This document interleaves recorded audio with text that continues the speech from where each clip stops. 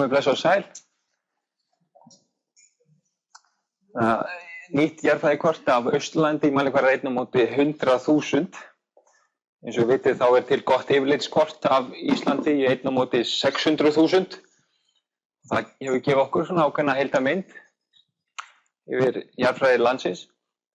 En auðvitað viljum við núna fara að skrifa lengra og kortleggja landið í þess að byrja með, allavega í 1/100.000. Það eru til nokkuð kort í 1/250.000. En við viljum auðvitað fara í aðeins nákvæmara í þessari kortleggingu og kortleggja landið í 1/100.000. Og eins og þið sjáið þá eru til nokkuð kort í 1/100.000. Ísor hefur gefið út allavega 3 kort, 2 núna af norðurgosbeltinu og 1 af suðvestur horninu þarna í Reykjanesið. Svo Náttúrufræðistofnun og Lena að gefa út kort af vestra gosbeltinu. Svo til annað kort hérna af vestur Öræfinu, Öræfasvæðinu hérna, gefið út af Orkustofnun. Og núna þetta hérna kort hérna af Austurlandinu sem ég að fara að kynna í dag. En það vantar heilmikið ennþá og eins og ég sjáðu hérna af Austurlandinu, það ekkert svo mikið sem vantar upp á að klára þennan blett hérna, þetta bláa svæði hérna. Það vantar aðeins að tengja þessi 2 kort hérna og svo svæði hérna norð-Austurlandið. Og það eru til kort í 1/20.000 og 1/50.000 af ákveðnum svæðum hérna norð-Austurlandinu og svo eru til önnur kort hérna líka í kringum Hamarsfjörð og Álftafjörð og hérna vesturhornið og austurhornið. En það vantar ekki mikið til þess að klára þennan blett hérna. Og ég vona að þetta kort verði svona ákveðin hvatning til þess að fara í það að klára landið. Ég hef heyrt að í öðrum löndum þá hérna verið að fara í aðra eða þriðju umferð í kortum í 1/100.000. Þannig að það vantar dálítið mikið upp á það hjá okkur, en þetta eitthvað sem við viljum auðvitað gera. Svona lítur kortið út og eins og hún nefndir hérna, Marja þá spannandi frá Berufjörð alveg upp í Mjóafjörð, nær hérna aðeins upp í Seyðisfjörð. Það hérna sýnir 3 megineldstöðvar, útkonaðar, Reyðarfjarðareldstöðina, Þingmúlaeldstöðina og Breiðdalseldstöðina. Svo örlítið af hérna Gerpirseldstöðinni þarna, Gerpir.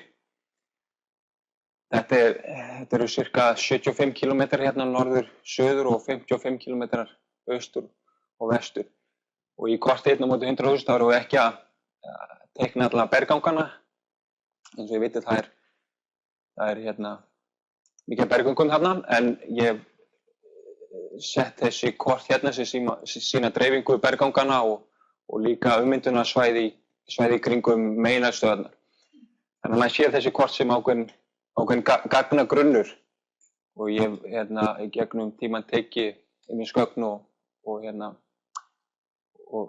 sett inn á þetta kort.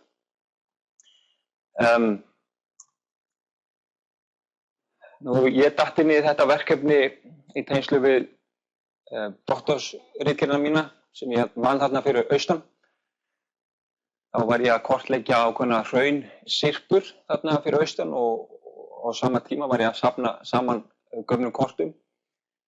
Og þá voru þessi kort eftir George Walker sem voru þarna í boði. Og þau eru flest í 1/100.000. En svo voru önnur líka kort eftir aðra jarðfræðinga eins og Carmichael og Ian Gibson sem var nemandi George Walkers. Og svo eru skýrslur líka eftir Orkustofnun og Vegagerðina og aðra skýrslur svona hér og þar sem ég safnaði saman og svo reyndi ég að tengja þessi kort saman. Það náttúrulega vantaði upp á það að tengja þessi kort og ég gerði það svona í leiðinni. En George Walker var metnaðarfullur jarðfræðingur og vann þarna 1950-1960 ásamt nemendum sínum og skrifaði heilmikið um Austurlandið. Og hérna eru sýnishorn af þessum kortum sem voru til. Þetta í svart-hvítu eins og þið sjáðu en rosalega vönduð kort og góð. Og það var heilmikið vinna að taka þessi kort saman og teikna þau og varpa þau í landupplýsingakerfi GIS og teikna þau upp á ný. Ég var nú mjög heppinn að rekast á þetta kort hérna. George Walker var byrjaður að tengja saman kortin sín og hann teiknaði þetta svona upp í þetta kort, á þessu korti hérna sem við sjáum hérna. Og það hjálpaði mér dálítið að tengja saman þessar syrpur. Nú, ef við lítum á kortið aðeins nánar, þá sjáum við að hérna eru hæðapunktar og út allt hérna við lagamótin á þessum hraunsyrpum. Og ég gat nota þessa punkta sem voru reyndar í fetum, heilmikið vinna að taka þessa punkta saman og breyta punktana yfir í metra. En þetta hjálpaði mér náttúrulega því að ég var að teikna þetta upp að varpa kortin á ISN 93, kort af vörpun. Og þá alltaf smá misræmi og ég þurfti náttúrulega að teikna syrpurnar inn, en þá gæti ég nota þessa svo kallar control points eða hæðapunkta til þess að varpa syrpunum inn svona nokkurn veginn rétt. Og núna hef ég verið líka þarna á þessu svæði talsvert mikið og ég get staðfest að þetta eru mjög nákvæmar hæðamælingar hérna hjá George Walker og syrpurnar eru staðsettar á nokkuð réttum stað miðað við þau kort sem hann teiknaði upp. Svona lítur þetta út. Ég vil taka það fram að þetta kort kort sem við munum gefa út rafrænt fyrst og það verður ókeypis á vefsíðu Náttúrufræðistofnunar. En svo planið líka að gefa út í prentuðu formi. Og planið að gefa út bara núna vonandi á næstu vikum ef allt gengur upp. En eins og ég sjáðu þá kortið svona. Hérna sjáum við þessa helstu bergtegundir sem að finna þarna fyrir austan. Það ólívín basalt, það þóleist hraun, það þetta ljósbláa og svo eru hraunsyrpur með dílabasalt, það þetta dökkbláa og svo náttúrulega líparít, andesít í tengslu við meineldstöðvarnar og þursaberg, glomereit, samsett hraun, það þetta bleika hérna, þursabergið þetta appelsínugula hérna með þríhyrningunum og þannig að ég reyndi að samræma korti við þessi kort sem Ísor hefur gefið út, samræma litina, þannig að ég veit að þetta aðalega fyrir almenningin að vinna með, það þægilegra að hafa kort sem eru með svipaða liti fyrir bergtegundirnar. Þannig að þetta svona almennt þessi litakóður sem notaður á kortum. Og hérna sjáum við Breiðdals eldstöðina, Berufjörð. Ég kortlagði núna í sumar þetta svæði hérna í kringum Teyjarhorn og gat bætt því núna inn á kortið.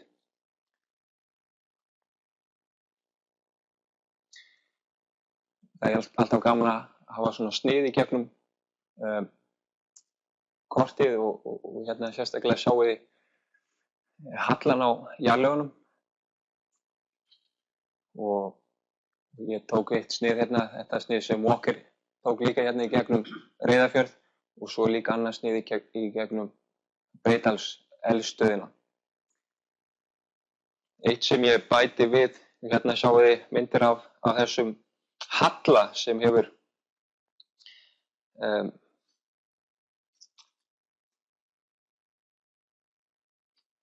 sem mjög skemmtilegt að sjá hvernig jarðlögin halla inn á land, þarna fyrir austan, inn í land til vestur, suðvestur. Og þetta er Breiðdalurinn og Breiðdalseldstöðin hérna og þessi innskot sem standa hérna upp og þessi flæði basalt hérna fyrir neðan. Og svo eru súr túff sem fara, sem ég merki inn á kortið líka. Þetta er ekki öll gjóskulögin, túff, gjóskulög. Þetta eru svona þau stærstu. Hérna er mynd af Bjólfurtúffinu á Seyðisfirði. Eins og ég sjáðu hérna, þetta er dálítið stórt og þykkt gjóskulag sem má rekja alveg frá Mjóifjörð upp í Loðmundarfjörð. Og ég held ég sé svona 30-40 metra þykkt hérna við Bjólf. Það er mjög áberandi, annars eru önnur túff merkt bara með línu.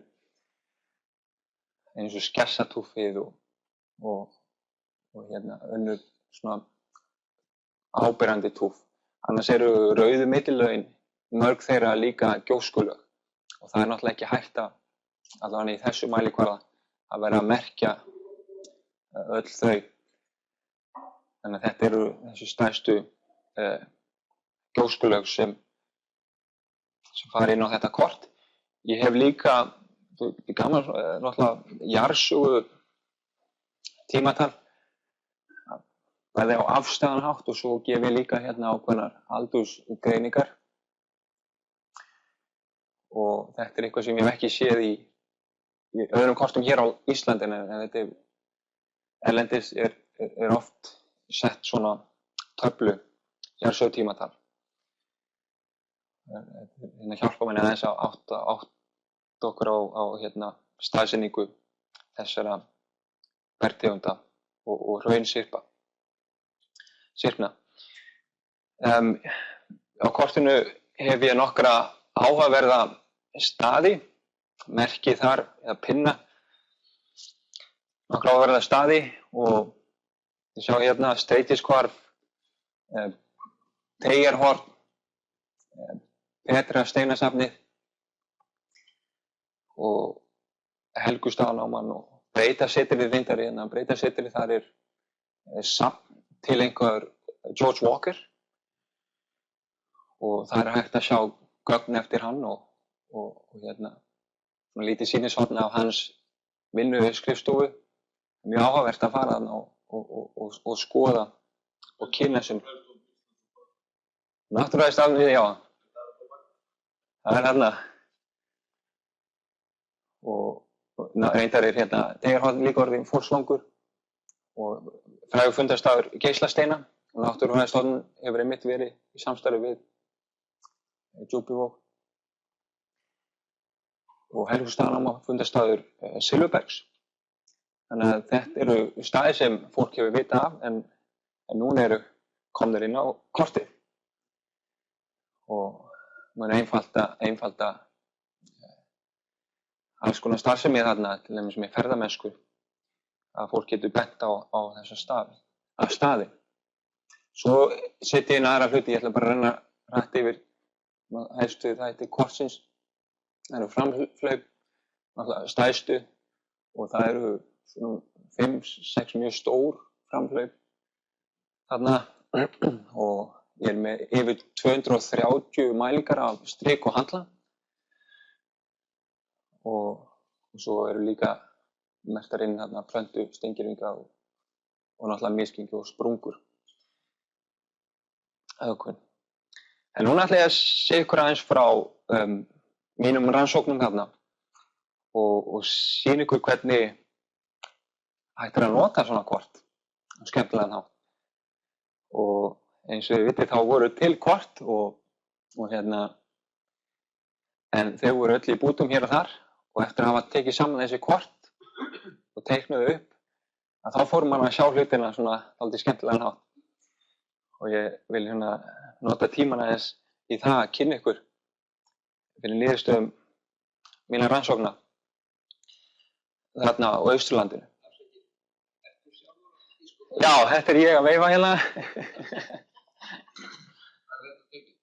Þetta er Hádegisfjall, beint á móti Reyðarfjörð. Gilið þar og þetta er Grænavatnssyrpan, ég var einmitt að elta hana. Dílabasaltsyrpa, fræg syrpa. En eins og við vitið þá er Ísland skipt í gosbelti, rykbeltið hérna sem er skipt í gosbelti og það samanstendur af kerfum, eldstöðvakerfum og hvert kerfi samanstendur af sprungusveim og megineldstöð. Nú þegar við förum í gamla saflan, þá sjáum við svipa, við sjáum berggangssveima sem væru sambærilegir og sprungusveimar og við sjáum megineldstöðvar.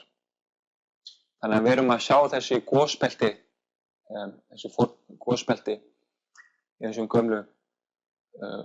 gamla stafla og sem gefur náttúrulega okkur kjörtækifæri til þess að rannsaka myndun þessara kerfa. Eins og ég sjá eftir þá hafa menn svona skipt Austurlandið í tvö gosbelti. Það er Reyðarfjarðargosbeltið og það er svona nær eiginlega yfir allt Austurlandið. Og það myndi þá það samanstendur af Reyðarfjarðarkerfinu og ásamt kerfinu hérna við Borgarfjörð eystra og svo er hugsanlega eitthvað hérna undir sjónum hérna við Berufjörð og Breiðdalsvíkina. Og svo er annað kerfi hérna, breytanlegu þingmúla gosbelti. Það samanstendur af þingmúlakerfinu, eldstöðvakerfinu og breytanlegu eldstöðvakerfinu og Hamarsfjarðarkerfinu hérna sunnan. Takk eftir einu hérna að gosbeltin, Reyðarfjarðargosbelti þannig er alveg upp í Borgarfjörð eystra. En breytanlegu þingmúlagosbelti þannig er virðist vera bara hingað, ekki alla leið upp. Nú, ég var í því verkefni að kortleggja ákveðnar hraunsyrpur og meðal annars voru þessar tvær hraunsyrpur hérna, Grjótá Ólífín-basaltsyrpan og Hólmar Ólífín-basaltsyrpan. Og eins og við sjáum þá er þetta víðáttumiklar syrpur, það má rekja til dæmis þessar syrpur frá Berufjörð alveg upp í Hólmasyrpuna, alveg upp í Seyðisfjörð og meira segja hérna upp í Londafjörð sem samfelld syrpa. Meðan að Grjótá Ólífín-basaltsyrpan má rekja hérna frá Berufjörð alveg upp í Mjóafjörð. Hún virðist enda hér.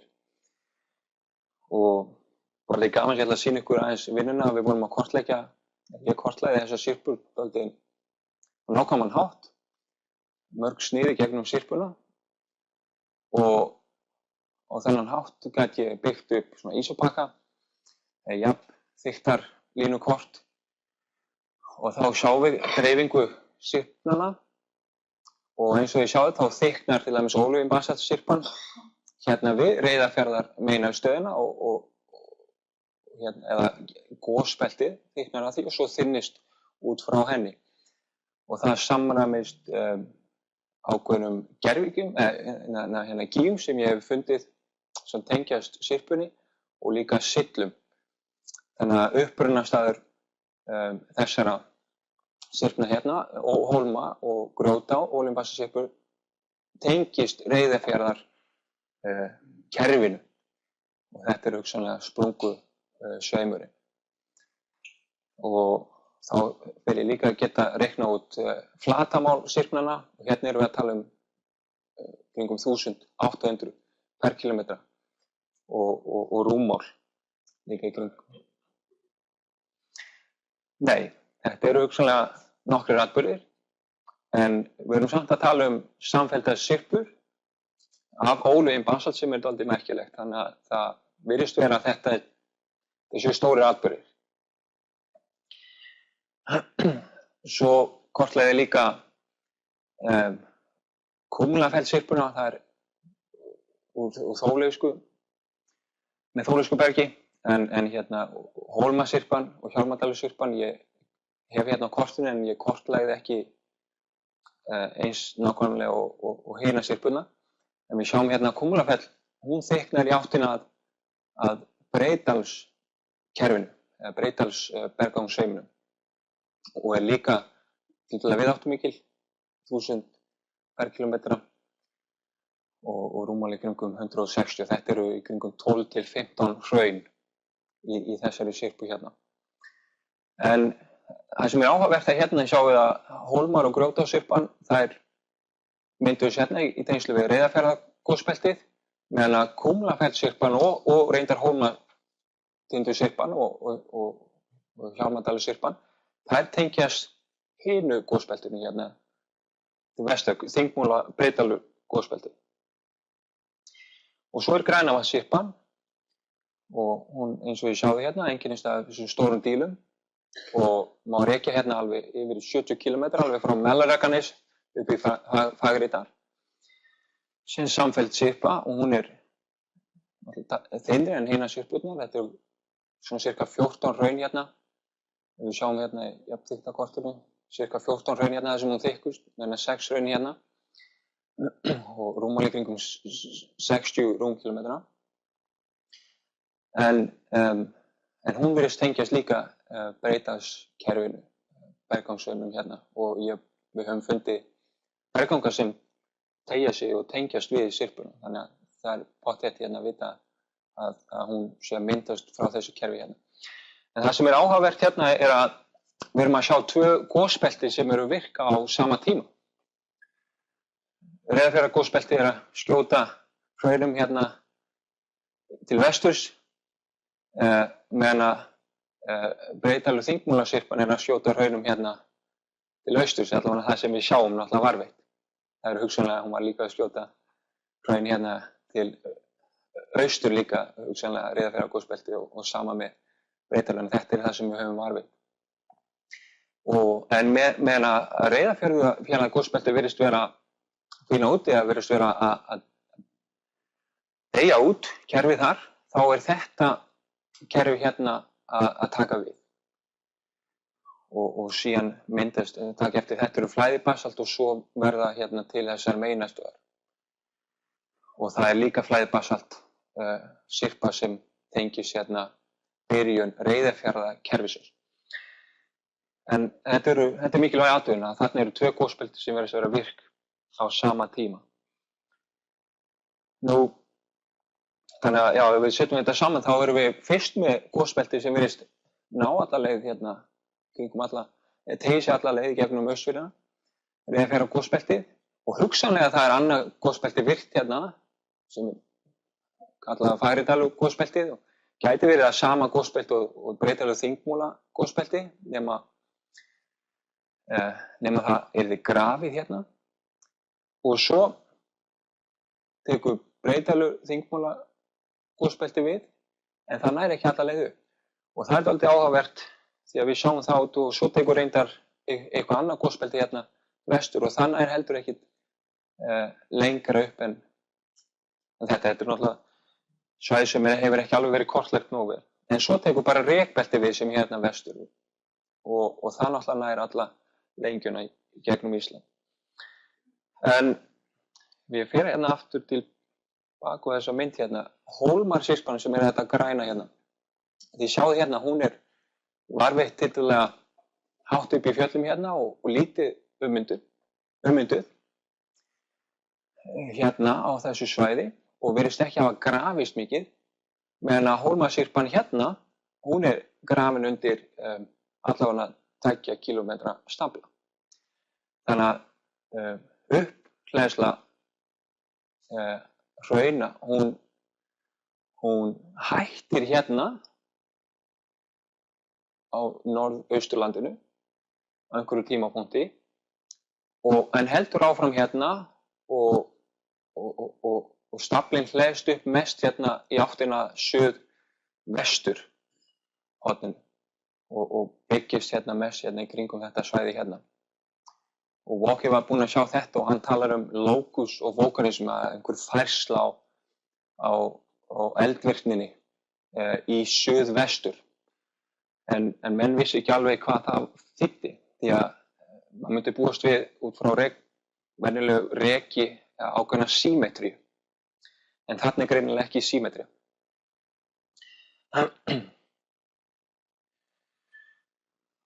Nú getum við spurt okkur þá, og menn hafa í gegnum tíman alltaf haldið að þessi gosbelti þarna á Austfjörðum, þau tengdust megin gosbelti þarna á þessum tíma. Að þau voru staðsett þarna, voru aðal gosbelti. Þegar við lítum á efnasamsetningu hraunanna þarna í Reyðarfjarðarkerfinu, þá kemur í ljós að mikið af þessum hraunum eru í millibergshrauni. Þetta hafæska línan og hérna alkalist og hérna rólegist og mikið af þessum hraunum eru hérna einmitt í millibergshrauni. Transitional alkaline. Og eins og þið vitið hérna að þau svæði sem eru að framleiða gostegundir í millibergshrauni eða alkalist eins og hérna á Snæfellsbeltinu hérna eða Örva-Snæfellsbeltinu hérna eða Vestmannaeyjum, Eystri-Gosbelti, að þetta eru jaðargosbelti eða hérna gosbelti sem er á einhverju frumstigi. Taka við allan samkvæmt þessum túlkunum í að útskýra þessi gosbelti hérna. Sem myndi benda til þess að þessi gosbelti sem við höfum hérna á Austurlandi voru staðsett, voru eins konar jaðargosbelti.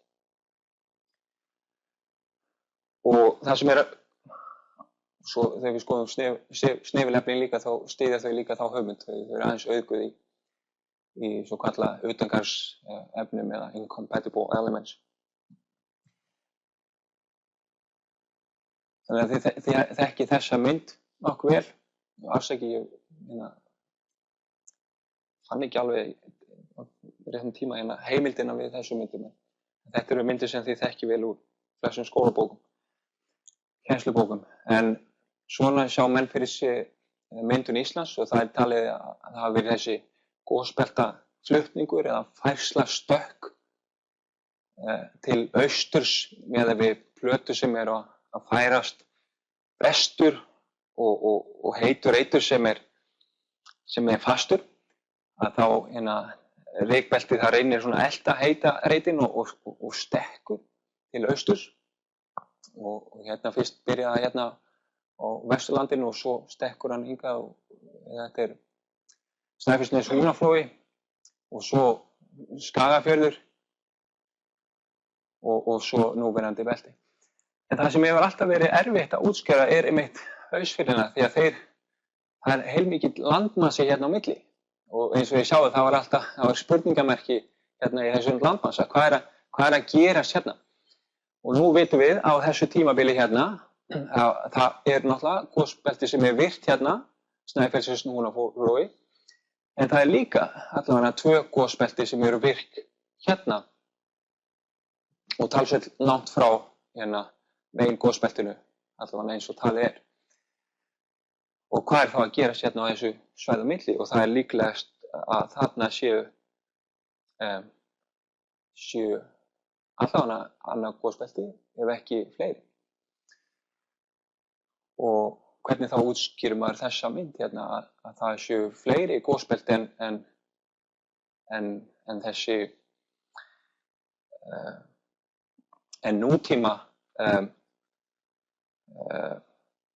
staðan á gosbeltum sem er með eitt virt megin gosbelti og svo er eitt jaðargosbelti sitt hvoru megin. Í mínum rannsóknum þarna þá var ég aðalega að skoða flæðiferli hraunanna tengt þessum hraunsyrpnum sem ég kortlæði. Og það sem merkilegt við þessi hraun þarna að eins og þið sjáið hérna, þá þetta dálítið sérstök hraun. Þetta eru hraun í Kúmlafellssyrpunni og takið eftir þessum lagamótum hérna. Þetta eru þessar pönnukökur eins og þið þekkja fólk oft. Þið öll hafið séð þessa svona samskonar hraun víða, sérstaklega á Vestfjörðunum og Austurfjörðunum. En þetta eru mjög sérstök hraun því að nútíma hraun ekki að mynda svona bein lagamót eins og virðist vera hérna að gerast. Og þetta mjög algengt. Þetta í Stöðvarfirði og þetta í Mjóafirði og syrpan öll samanstendur af hraunum sem eru mjög víðáttumikil og með svona bein lagamót. George Walker var búinn einmitt að benda á þetta og þessi hraun eru kallað einföld hraun eða simple flows meðan að flest nútíma hraun þau mynda svo kallað samsett hraun eða compound flows. Og því náttúrulega eins og við sáum hérna eldgosinu þarna í Holuhrauni að þá kemur hraunið upp úr sprungunni og það teygir sig ákveðið langt, myndar ákveðna eina einingu eða margar einingar og svo byrja þessar einingar að tjakka sig upp og svo þegar þrýstingurinn það mikill þá skýtur hún út aðra einingu og svo koll á koll. Og þannig myndar hún samsett hraun eða hraun með margar hrauneiningar. Men í þessu tilfelli hérna þá þetta mjög stórar einingar. Og eini munurinn hérna og það eitt af því sem við erum að benda á í þessari ritgerð og við sýnum fram með útreikningum og að kvikustreymið í þessum gosum talsvert meira en það sem að gerast hérna í nútíma gosum. Og við færðum rök fyrir því að til þess að byrja að mynda svona hraun, þá þarftu kvikustreymi í kringum, lágmarki allavega, í kringum 10.000 rúmmetra á sekúndu. Og til samanburði það toppurinn á Lakagíagosi. Meðalreynsið í Lakagíagosinu var í kringum 1.000 rúmmetra á sekúndu. Og við, með þess að fyrir stærstu hraunin sem við fundum þarna, þá erum við að reikna út kringum 100.000 rúmmetra á sekúndu kvikustreymi í þessum gosum. Þannig að þetta eins og að flota gólfið, þetta fylla út gólfið tiltölulega hratt og með þessum stórum og einsleitum hraunum. En George Walker og fleiri hafa náttúrulega tengt þessa eldvirkni við svo kallað flæðibasalt eldvirkni. Og því sem hérna, þetta svona önnur mynd af þessari hugmynd af þessum mismun hérna milli simple flows, einföldum hraunum og compound flows. Og auðvitað simple flows, ef þetta eru löng gos, þá mynda þau líka svona compound flows en bara á miklu stærri skala en nútíma hraun. Og því sjáu þetta skipt hérna og í Austurfjarðastaflanum og víða blanda af þessu. Auðvitað myndum við að búast við því að sjá blöndu af bæði samsettu hraunum og simple flows. Og hérna ólvín basalt, syrpan hólmar og grjóta og þetta hérna Kúmlafell. Þetta eru cirka 3 kilometrar og Kúmlafell, hrauninn í Kúmlafell myndar svona lengjur í gegnum allt fjallið, alveg 5 kilometra. Og maður sér stundum einhver lagamót og einingar í þessum hraunum líka, en hrauneiningar eru bara miklu stærri en í þessum gosum hérna. En flæðibasalt það eru flæðibasaltsvæði víða allan heim. Þekkt svæði til dæmis Columbia River basalt. Þetta til samanburðar, þetta eitt hraun, samanburðar við Ísland. Og það sem áhugavert að þessi hraun hérna eru líka að gjósa á svipum tíma og okkar elstu hraun hérna á Vestfjörðum. Þannig það eitthvað mikið maður vera á þessu tímabili. Meðan að hraunin okkar, jú, þau eru talsvert stór í kringum 1000 ferkílómetrar hérna fyrir austan þar sem ég að komast eins og Grænavattssyrpan og Hólmar. Lakagígosið í kringum 600 og Þjórsá held í kringum 900. En þannig að ef við tökum þessar athuganir saman, þá erum við með hérna, erum við 2 gosbelti sem eru virk á sama tíma. Þessi gosbelti eru að framleiða flæðibasalt, risastór gos, og svo virðist vera einhver færsla í suðvestur. Bæði kerfin verða styttri og uppleiðsla hrauna verður hérna og hún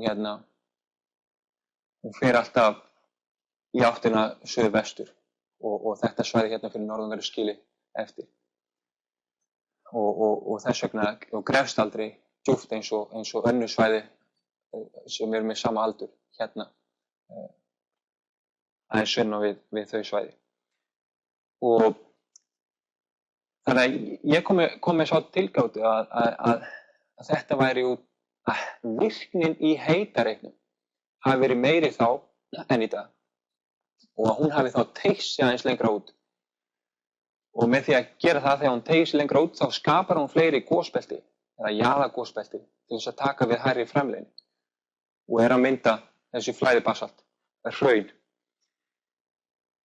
Og það áhugavert þegar maður lítur á aldurslínurnar á kortinu hérna, yfirlitskortinu yfir Ísland, að þá sjáum við kannski þennan munstur. Og sem gæti tengt virkni heitareitsins sem hefur þá farið minnkandi síðan á míósen. Þannig að þetta svona önnur útfærsla á þessu hugmyndum að heitureitinn hann skapar, þegar hann með meira virkni þá skapar hann fleiri gosbelti og svo eftir því sem hann fer dvínandi að virknin í honum minnkar að þá slokkna þessi gosbelti og þessari mynd hérna þá sjáum við líka að með því að draga saman, skreppa saman þá slokkna þessi jaðargosbelti og þau breytast líka efnassamsetning og verða meiri alkalísk og skorpan þykknar við jaðar hérna heitareitsins. Þannig að þetta líka svona dálítið spennandi. Þetta eitthvað sem við erum að testa, við erum að kanna á hvort það gengur upp. En það virðist útskýra ýmsa þætti eins og þessi mörg gosbelti sem við erum að sjá virka á sama tíma og að framleiða flæðibasalt og svo fer virknin einhvern veginn eða uppleiðslan hún færist til suðvestur allavega þarna á Austurlandinu og virðist fylgja þá útbreiðslu heitareitsins á þessu tíma. Þannig að það eru ýmsar hugmyndir sem hafa sprottið út úr þessari kortlegningu sem ég tel séu mikilvægar fyrir okkar skilning á myndun Íslands. Ég fann þessi orð hérna til þess að umbreyta daglega lífinu þarf maður að ferðast út fyrir takmörk landakornsins síns. Þetta er svona laus þýðing á þessum orðum hérna. Og auðvitað til þess að skilja Ísland og myndun Íslands þá þurfum við að hafa góð kort og þess vegna vonandi hefur þetta framlag hérna eitthvað að segja það og ég vona að það verði bara stefna íslenska jarðfræðinga að fara í stífa kortlegningu og klára landið, kortleggja landið svo við getum séð betur þessa heildarmynd, hvernig Ísland myndaðist og líka upp á framtíða spár eldvirkni fram í tíma, hvernig hún eigi eftir að eiga sér stað og verða. Þannig að ég bara þakka fyrir áheyrnina og vil þakka líka þessum stofnunum sem hafa styrkt þetta verkefni og þakka fyrir mig.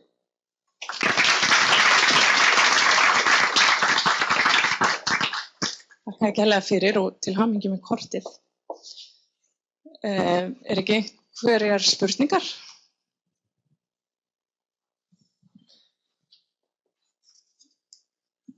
Já, Hjörleifur Guttormsson heiti ég. Það eru þetta margar spurningar sem vakna við að hlusta á þessa yfirferð hérna sem ég þakkar nú mjög fyrir og þá vinnu sem að liggur þarna baki. Það var sannarlega orðið tímabært að færa bætast eitthvað við í jarðfræðikortlagningunni og vonandi rætist það sem að frumalandi sagði að þetta gæti orðið til þess að vekja menn til dáða í þeim efnum. Sko almennt séð held ég að sé afar mikilvægt að okkur miði fram að þessu leyti og ég held bara fyrir nútíðina sé það mjög þýðingarmikið líka til að fræða almenning og láta mannum átta sig aðeins á myndun landsins og ekki síst þessar svæðis þarna sem svona eitt af stórbrotnasta hjá okkur, hæðsnertir og þess aftur og hvað gott er í raunin að lesa í landið með bara ferð Austfirðina til dæmis og ég sem hefur þar eina sem áhuga maður að rýna í þetta á löngum tíma reyndi að nota þetta í mörgum ferðum sem ég fór með fólk þarna Austfirði í ýmsu samhengi og sem að mér fannst að menn gripu landið svo opið og þegar hægt að benda á hluti þarna og þarna notaðist ég auðvitað við Walker sem var jú brautryðjandi þarna á Austurlandi og svolítið gaman til þess að hugsa að honum beint austur og land af rannsóknarseturnum hér síðra, kannski Náttúrufræðistofnun, Sigurður Þórarinsson og fleirum, þegar hann að leita sem sagt eftir leyfi til þess að fara í rannsóknin hér með þurfti rannsóknarleyfi og þá vísaði mannum þarna langt út í rass eða fyrirgefið langt sem sagt burtu frá megin atburðum nútímans í nútíma gosbeltinu sem að íslensku jarðfræðingarnir náttúrulega vildu sitja að og voru alltaf tilbúnir að stökkva á vettvang. Fyrirgefið þennan inngang. Það kannski, við mætti spyrja einhvers, já þá það til dæmis spurningin tengsli út fyrir eða norður fyrir þetta svæði sem að Birgir hefur hér kortlagt og aldur á þessu bergi til einstöku sem sagt gosreinum eða goskerfum. Nú höfum við lesið að eitt elsta bergi þarna á austanverðu landinu sé að finna vestan eða norðan héraðsflóa, altså Fagradalseldstöðin sem ég þá að vísa til. Og hvernig kemur hún heim og saman við þetta hvað snertir aldurssamsetningu. Já. Þetta aðeins ég að spyrja það og síðan þetta sem kom þarna í lokin hjá þér Birgir þetta breiða belti þarna og útskýrða belti sem að þú ert að skýra með 2 jaðargosbeltum eða slíku og tilfærslu á heitareitum eða virkni heitareitsins. Það sem minni að Walker hafi mitt vakið athygli á þessu svona tilfærslu til suðvesturs en svo hafði ég séð í millitíðin svona andmæli við þessu frá jarðfræðingum. Ég get ekki alveg staðsett hvaðan það komið en það ekki rétt skilið þá í raunin að þú sért að taka undir með þeim skýringum sem Walker bar fram að þessu leyti. Þá skal ég stoppa. Jú, þannig að varðandi Fagradalsstöðina hérna í Fagradal og Vopnafjörð, þá hafa menn útskýrt hana sem það væri eitthvað sniðgengi hérna sem hefur þá fært því að hún jafngömul og þetta svæði hérna í kringum Borgarfjörð eystra og reyndar hérna Gerpi virðist vera aðeins yngri en hún virðist vera jafngömul og þetta svæði hérna og menn hafa séð ákveðið þvergengni menni hérna Transformson, þvergengi Transformson hérna og að þetta svæði hefur flust til með því.